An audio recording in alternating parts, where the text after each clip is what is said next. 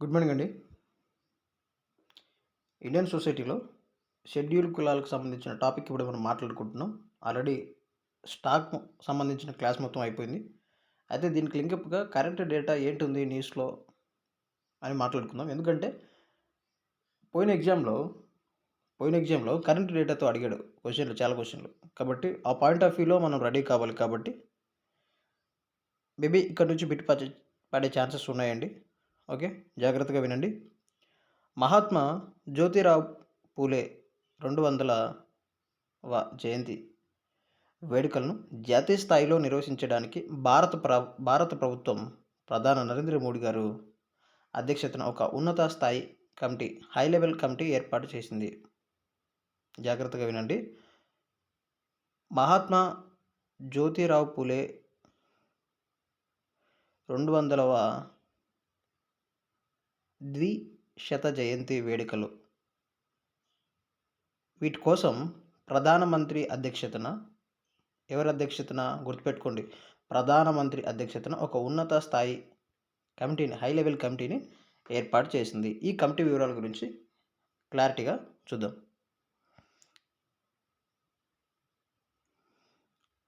ఈ కమిటీకి అధ్యక్షత ఎవరు వహిస్తున్నారంటే ప్రధానమంత్రి నరేంద్ర మోడీ.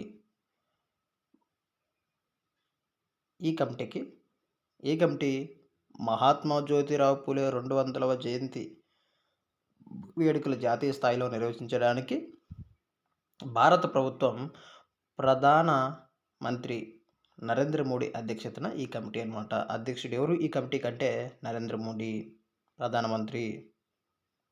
ఓకే. తర్వాత సభ్యులు. ఈ కమిటీలో మొత్తం 126 మంది సభ్యులు ఉన్నారండి. ఈ కమిటీలో మొత్తం సభ్యుల సంఖ్య ఎంత అంటే 126 మంది. ఈ కమిటీలో సభ్యులు 126 మంది ఉన్నారు. ఇందులో మాజీ రాష్ట్రపతులు పేర్లు గుర్తుపెట్టుకోండి. ప్రతిభా పాటిల్ గారు, రామ్నాథ్ కోవింద్ గారు, మాజీ ప్రధాని హెచ్డి దేవగౌడ, తర్వాత లోక్సభ స్పీకర్ ఓం బిర్లా, కేంద్ర మంత్రులు రాజ్నాథ్ సింగ్, అమిత్ షా వంటి ప్రముఖులు ఉన్నారు. వీళ్ళతో పాటు చాలామంది ఉన్నారండి. వీళ్ళతో పాటు అన్ని రాష్ట్రాల ముఖ్యమంత్రులు గుర్తుపెట్టుకోండి. ఇవి చాలా చాలా ఇంపార్టెంట్. చాలా ఇంపార్టెంటు. ఎవరెవరు ఉన్నారన్నది చాలా జాగ్రత్తగా గుర్తుపెట్టుకోండి. తర్వాత ఈ కాల పరిమితి ఎంత అంటే ఈ ద్విశత జయంతి ఉత్సవాలు ఏప్రిల్ 11, 2026 నుండి ఏప్రిల్ 11, 2026 నుండి ఏప్రిల్ 11, 2028 వరకు, అంటే 2 సంవత్సరాల పాటు దేశవ్యాప్తంగా నిర్వహించబడతాయి. Very very important. ఈ టైం పీరియడ్ అన్నది ఇంపార్టెంట్. ఏప్రిల్ 11, 2026 నుంచి ఏప్రిల్ 11, 2028 వరకు. తర్వాత విధులు చూసుకున్నట్లయితే ఉత్సవాలకు సంబంధించిన విధానపరమైన నిర్ణయాలు తీసుకోవడం, కార్యక్రమాలను పర్యవేక్షించడం మరియు పూలే ఆశయాలు ప్రచారం చేసేలా ప్రణాళికలను ఆమోదించడం ఈ కమిటీ యొక్క లక్ష్యం.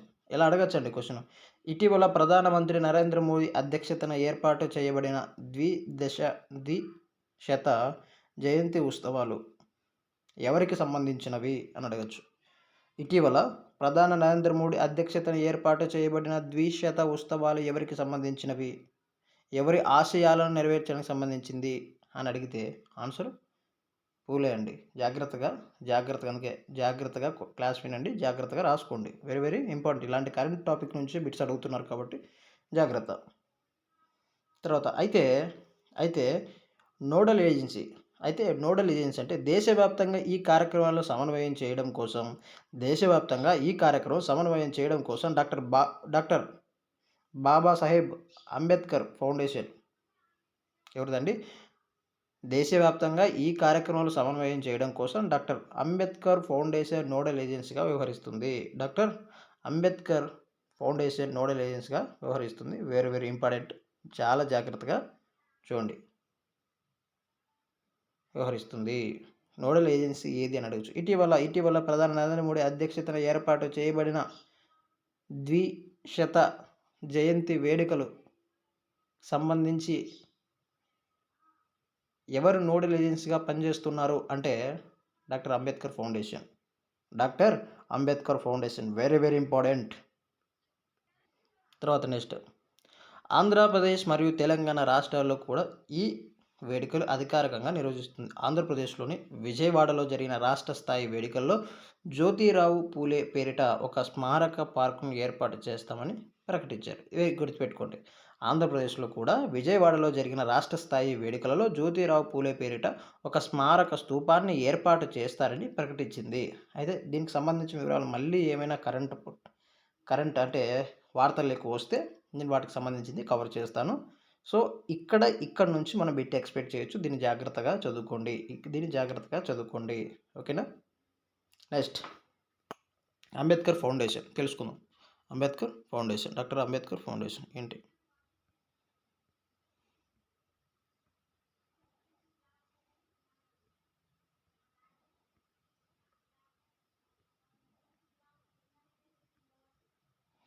డాక్టర్ బిఆర్ అంబేద్కర్ ఫౌండేషన్ స్థాపన ఎప్పుడు జరిగింది? ఎస్టాబ్లిష్మెంట్ అంటే మార్చ్ 24, 1992లో స్థాపించబడింది. డాక్టర్ బిఆర్ అంబేద్కర్ ఫౌండేషన్ ఎప్పుడు స్థాపించబడింది? ఇయర్ అడిగితే మార్చ్ 24, 1992లో స్థాపించబడింది. Doctor BR Ambedkar centenary celebration committee సూచనల మేరకు ఏర్పడింది. డాక్టర్ బిఆర్ అంబేద్కర్ ఈ ఫౌండేషన్ ఎలా ఏర్పడిందంటే doctor BR Ambedkar centenary celebration committee సూచనల మేరకు ఏర్పాటు చేయబడింది. ఇది కూడా ఇంపార్టెంట్, గుర్తుపెట్టుకోండి. తర్వాత ఏ మంత్రిత్వ శాఖ కింద డాక్టర్ బిఆర్ అంబేద్కర్ ఫౌండేషన్ పనిచేస్తుంది అంటే సామాజిక న్యాయం మరియు సాధికారత మంత్రిత్వ శాఖ కింద. సామాజిక న్యాయం వెరీ వెరీ ఇంపార్టెంట్ అండి. సామాజిక న్యాయము మరియు సాధికారిత మంత్రిత్వ శాఖ, ministry of social justice and empowerment కింద. ఓకే, ఇది గుర్తుపెట్టుకోండి, చాలా ఇంపార్టెంట్. తర్వాత ప్రధాన కార్యాలయం ఎక్కడుంది? ప్రధాన కార్యాలయం అంటే న్యూఢిల్లీలో ఉంది.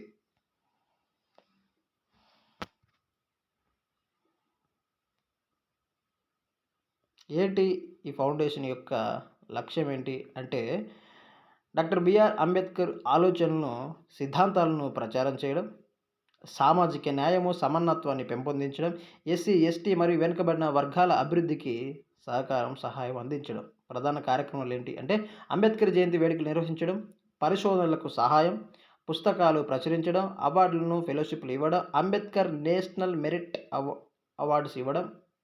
తర్వాత ఆకృత్యాలకు లోనైన దళితులకు ఆర్థిక సహాయాన్ని అందించడం.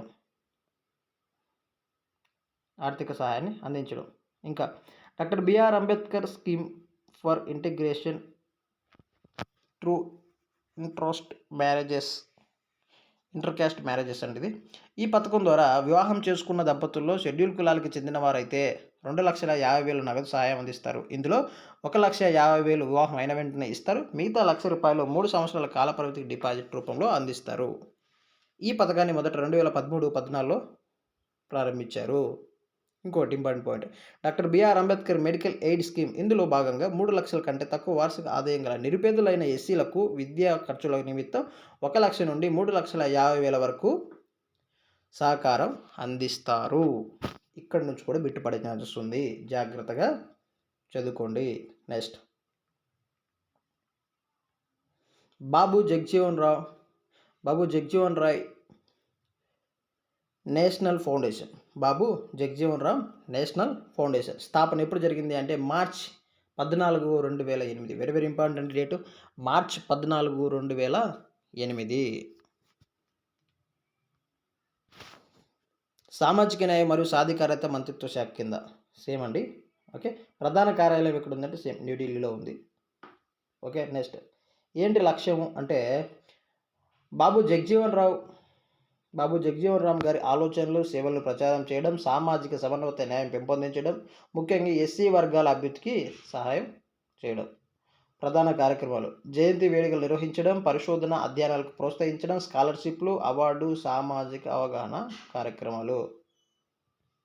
తర్వాత ఇంకో ఇంపార్టెంట్ అండి స్కీమ్, ప్రధాన్ మంత్రి ఆదర్శ్ గ్రామ యోజన. Very very important.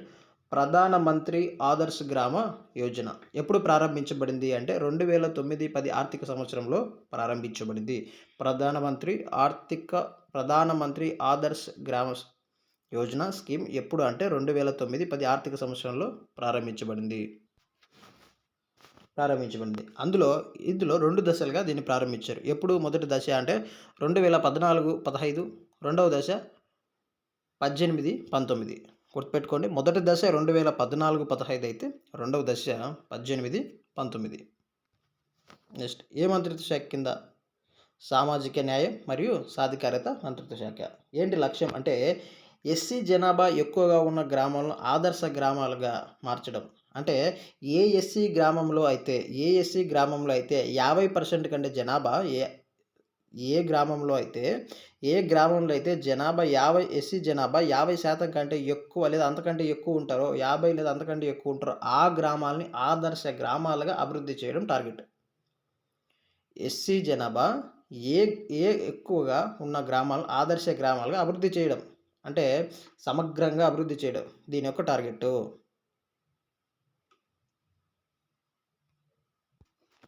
ప్రధానమంత్రి ఆదర్శ్ గ్రామ యోజన స్కీమ్ యొక్క టార్గెట్ ఏంటి అంటే 50% కంటే అంతకంటే ఎక్కువ 50% ఒక గ్రామంలో జనాభా 50 లేదా అంతకంటే ఎక్కువగా ఉన్న గ్రామాలను ఆదర్శ గ్రామాలుగా తీర్చిదిద్దడం అనమాట. దేశవ్యాప్తంగా 1000 గ్రామాలను గుర్తించి పైలట్ ప్రాజెక్ట్గా చేస్తున్నారు.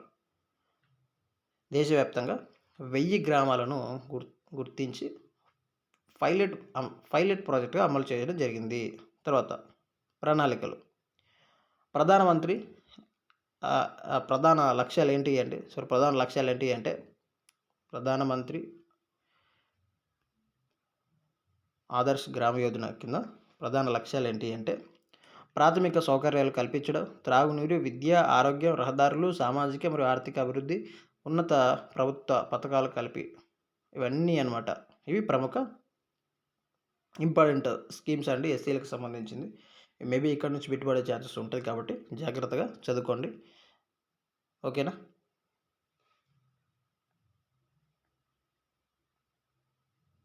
తర్వాత నెక్స్ట్ ప్రధానమంత్రి అనుసూచిత జాతి అభ్యుదయ యోజన. దీన్ని ఎప్పుడు ప్రారంభించారు అంటే 2022-23 ఆర్థిక సంవత్సరంలో ప్రారంభించారు. 2022-23 మీకు చూడండి, ఈ అభివృద్ధి కోసం షెడ్యూల్ కులాల అభివృద్ధి కోసం చేస్తున్న అన్ని సంస్థలకి ఏ మంత్రిత్వ శాఖ కిందకు వస్తున్నాయి అంటే సామాజిక న్యాయం, సాధికారత. ఎందుకంటే అందరికీ న్యాయం జరగాలి అనే పాయింట్ ఆఫ్ వ్యూలో ముందుకెళ్తుంది కాబట్టి న్యాయం అనేది గుర్తుపెట్టుకోండి.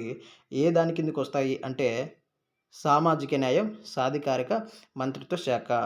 ఓకే, ఏమిటి ఇది అంటే ఎస్సీల అభివృద్ధి కోసం పాత పథకాలను మిళితం చేసి రూపొందించింది. అంటే ఎప్పుడైతే ఉన్నాయో ప్రధానమంత్రి ఆదర్శ్ గ్రామ యోజన పథకాన్ని, special central assist to sub class plan దీన్ని, బాబు జగజీవన్ రావు ఈ స్కీమ్ని, ఈ మూడు స్కీములను కలిపి ఈ పథకం కింద పిఎం అజయ్గా తీసుకురావడం జరిగింది. ఎప్పుడు తీసుకొచ్చారంటే 2022-23 ఆర్థిక సంవత్సరంలో తీసుకురావడం జరిగింది. వెరీ వెరీ ఇంపార్టెంట్ ఇదండి. చక్కగా చదువుకోండి. ఇంకొన్ని ముఖ్యమైన అంశాలు, ఈ అన్ని స్కీములకి యొక్క మెయిన్ థీమ్ ఏంటి అంటే ఎస్సీ జీవన ప్రమాణాలను మెరుగుపరచడమే ఈ పథకాల యొక్క ముఖ్య ఉద్దేశం. ఎస్సీ జీవన ప్రమాణాలను అభివృద్ధి పరచడమే ఈ పథకాల యొక్క ముఖ్య ఉద్దేశం. ఇంకా కొన్ని ముఖ్యమైన అంశాలు చూడండి. 1994 నుంచి పోస్ట్ మెట్రిక్ స్కాలర్షిప్లు ఇస్తున్నారండి ఎస్సీలకి. నేను ఇక్కడ చెప్తున్న ప్రతి పాయింట్ షెడ్యూల్ క్యాస్ట్కి సంబంధించిందే. షెడ్యూల్ ట్రైబ్ మళ్ళీ చెప్తా, ఇది షెడ్యూల్ క్యాస్ట్, ప్రతి పాయింట్ షెడ్యూల్ క్యాస్ట్కి సంబంధించింది. 1994 నుండి పోస్ట్ మెట్రిక్ స్కాలర్షిప్లు ఇస్తున్నారు.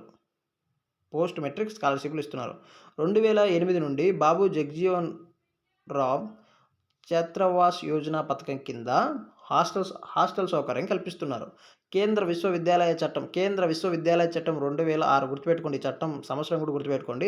కేంద్ర విశ్వవిద్యాలయ చట్టం 2006 ద్వారా 2008 నుండి ఎస్సీలకు 15% రిజర్వేషన్‌ను ఉన్నత విద్యా సంస్థల్లో ఇస్తున్నారు.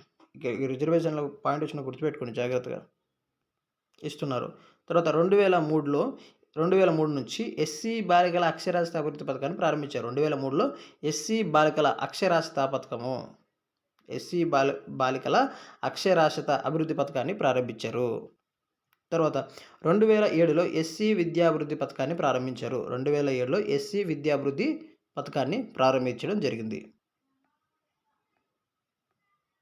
ఇవండి.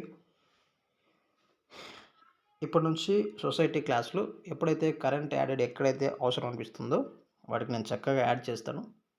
మీరు చక్కగా రాసుకోండి, చక్కగా చదువుకోండి. All the best. అందరూ బాగుండాలి, అందులో మనం కూడా ఉండాలి అనేది నా మైండ్ సెట్. ఓకే. మళ్ళీ ఇంటి దగ్గర ఉండి ప్రిపేర్ అవుతున్న నిరుపేద విద్యార్థులకి మన ఫ్రెండ్ సర్కిల్లో ఉంటే వారికి మన ఛానల్ రిఫర్ చేయండి. ఓకే అండి. All the best, all the best, all the best.